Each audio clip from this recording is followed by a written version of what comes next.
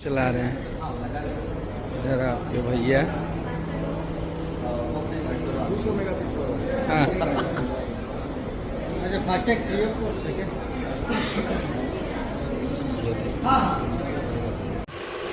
जी हाँ दोस्तों, खेसारी लाल यादव ने 2 करोड़ की गाड़ी खरीदने के बाद भोजपुरी इंडस्ट्री में आया भोकाल। क्योंकि इससे पहले भोजपुरी इंडस्ट्री के कोई भी स्टार के पास इतना महंगा गाड़ी नहीं था।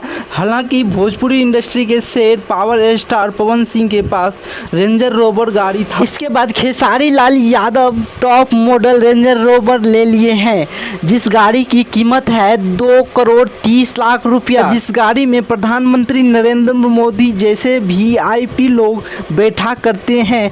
वही दोस्तों, खेसारी लाल यादव गाड़ी खरीदने के बाद लोगों में बहुत ही अद्भुत रिएक्शन देखने को मिल रही है। जी हाँ दोस्तों, अभी भी बड़ी दुख की बात है कि पब्लिक बोलने लगे हैं कि पावर स्टार पवन सिंह को देख करके खेसारी लाल यादव ने रेंजर रोवर गाड़ी ले लिए हैं। गाइज आपको बता दूं कि खेसारी लाल यादव के पास पहले के गाड़ी फॉर्च्यूनर है, जिसकी कीमत है 50 लाख रुपया के करीब।